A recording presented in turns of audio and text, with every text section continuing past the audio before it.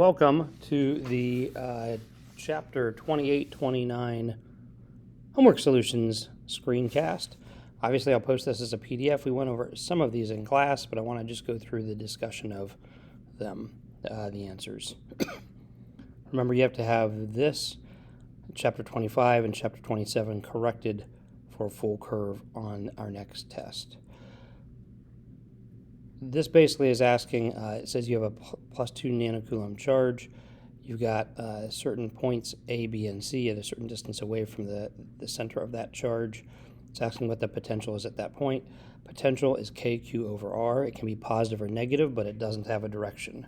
So remember, our analogy is it's like an elevation, whereas electric field is more like the rate of change of that elevation or steepness. So in this case, KQ over R here for A and B is going to be 1800 volts. C is twice as far away, so it has half the potential, and that's plus 900 volts. The potential difference between A and B is 0. The potential difference between B and C is 900 volts. It's the difference between those, with point B being higher than point C. For problem 26, you've got a point down here. It's asking to find the potential at that point. This is easier than finding the electric field, I believe. Actually, it tells you the potential at this point is plus 3140 volts, and it's asking you what this charge is. So if we know that potential is equal to the summation of all the KQ over R's, we know the KQ over R from this point, we know the KQ over R from this point, and then those two plus K times the unknown charge divided by this distance, which I got with the Pythagorean Theorem, is 0.0447 meters or 4.47 centimeters. That would equal 3140 volts. So this was negative 1125, this was plus 2250. So therefore, this KQ over R has to equal plus 2015 volts. And so I get that charge is 10 nanocoulombs, positive 10 nanocoulombs, or positive 1 times 10 to the negative 8 coulombs. This was a field graph.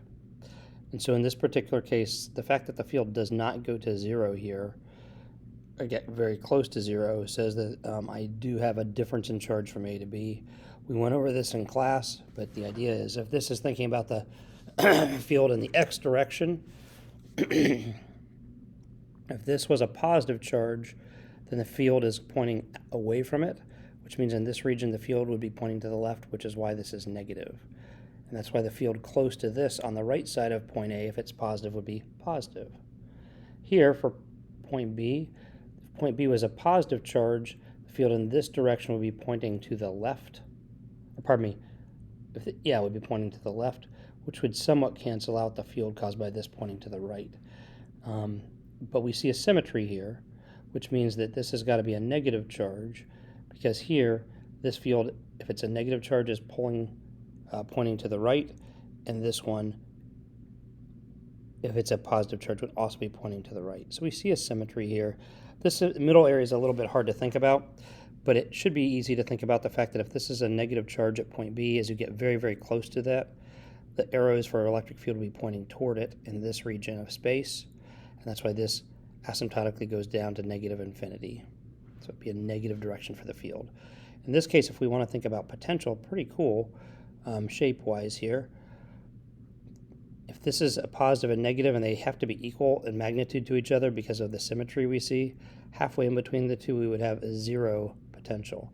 So in a way, this helps you think about, this slope of this graph helps you think about the electric field a little bit.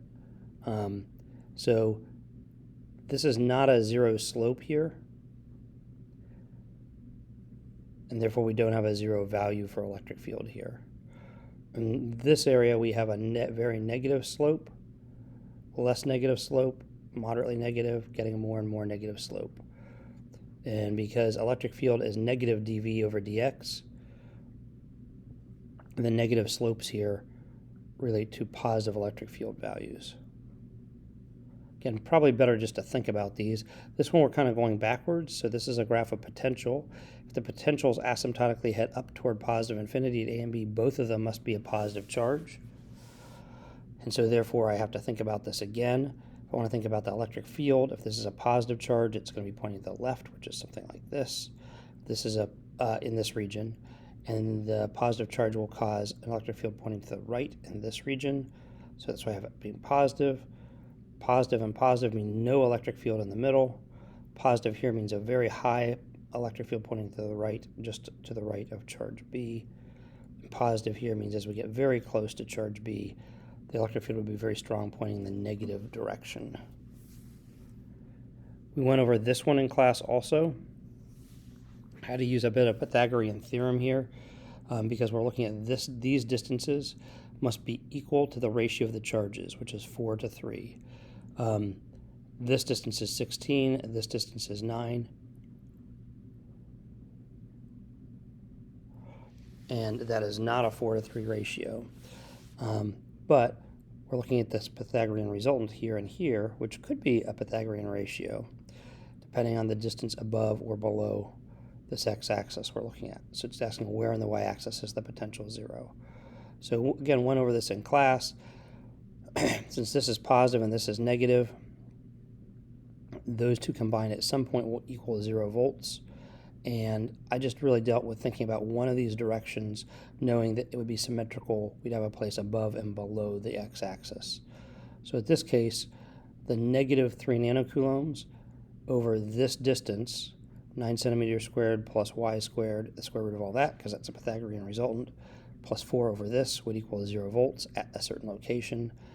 Rearrange that to set them equal to each other by moving this to the left side. Square everything, cross multiply, and I get that this is equal to 7y squared, so y is equal to plus or minus 12 centimeters, so 12 centimeters above or below that x-axis. This is where I screwed up because I thought, hey, the mass of a proton is 10 to the negative 31st kilograms. It's like, that seems awfully high for a speed. It was initially only 5 times 10 to the 4th meters per second. And then I realized, nope, that's not the mass of a proton, so I redid this over here. Proton has a speed of 50,000 meters per second here at A, find the speed at B. So as we're going from a positive to a negative potential, that proton will be speeding up because it's gaining kinetic energy, losing electric potential energy. So I think about this at these cases, it'll have some kinetic and some electric potential. 1/2 mv initial squared plus q times v voltage initial. So this is velocity and this is v is voltage. So I multiply all those things. Really, you could have just figured out the difference in potential at point I and point F, which is point A and point B. Works out either way. And so I end up getting that it will end up at 101,000 meters per second. So about double, but not like 20 times as much, which is what I think I had before, or maybe actually even more than that, like well over 100 times as much. Okay, so for problem in chapter 29, I think these were a little bit easier. This is essentially looking at the difference in potential between two locations. The two locations were at 0.3 meters and 0.1 meter. So the difference in position was 0.2 meters. The field strength was negative 1,000 volts per meter because if you look at it, the voltage is equal to negative the electric field multiplied by that distance. Because the field always points from positive to negative. And in this case, since e to the x is pointing positive, the higher potential would be on the left side, lower potential on the right side. So we have a potential difference here of negative 200 volts. In this case, we've got 0 volts and 1.5 volts in the battery. So to push charge up here, to push 1 microcoulomb up, a potential difference of 1.5 volts, and a volt is a joule per coulomb. That means the work we'd have to do would be 1.5 times 10 to the negative 6 joules, or 1.5 microjoules. So in this particular case, we're given a potential graph, asked to figure out an electric field graph. So we're at negative 100 volts and at positive 100 volts here. So there's no change in potential in these regions, so the field strength would be 0, from 0 to 10 centimeters and 20 to 30 centimeters. But here, because the potential is going from negative 100 to positive 100, we do have an electric field, but that electric field is going to be pointing to the left. since we are increasing potential by going to the right. So this would be negative 2,000 volts per meter. If it asked for magnitude alone, you wouldn't need a negative sign. Looking at this, 1 to 2, 2 to 3, 3 to 4, and then 4 to 1. In any complete loop, if you end back where you start, you have got to have no potential difference because you're under the same conditions. So if we go from 1 to 2, it's plus 30 volts. 2 to 3, it's plus 50 volts. 3 to 4, it's negative 60 volts. Well, those all equal up to positive 20 volts. So the potential difference from 3 going to 4 would have to be negative 20 volts.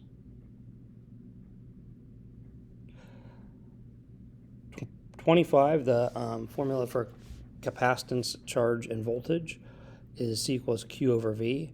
V equals Q over C, but the potential energy stored in a capacitor, which is something we haven't talked a lot about, is 1/2 CV squared, or 1/2 Q times V. And really that's delta V, that's potential difference across the capacitor. So we were given a certain amount of energy and asked the potential difference when we knew a charge across this. So it's pretty simple to use 1/2 C delta V squared. 1 microfarad is the capacitance. That gets us 1400 volts. I added this on at the end because I had forgotten to do this. So this is the picture, way better than I drew on the board. I copied and pasted it, obviously. So when I look at this region around point 1 and this region around point 1, the field looks fairly uniform. So I could estimate this as 2 centimeters or 0.02 meters. It's a difference actually of 50 volts. I think in class when I demonstrated this, I said it was I don't know why I had this as plus 100, because the lines should be uniform in terms of the potential differences. So it's really a potential difference of 50 volts over 0.02 meters. That gives us an electric field strength of 2,500 volts, and it's pointing down. And the reason it's pointing down is because it points from positive to negative. So if I have something like this, I'm going to actually do up. Oh, nope, don't want to do that. Undo. And let's see if we can do this and not have it be. So my electric field pointing, oh God, this was a big mistake. Pointing down here. And then if I rotate that, well, I didn't want to rotate the whole page, okay. Down here, the electric field would be much stronger because the lines are closer together. So it would be twice as large and pointing upward. So hopefully that helps, and hopefully you do well on your test.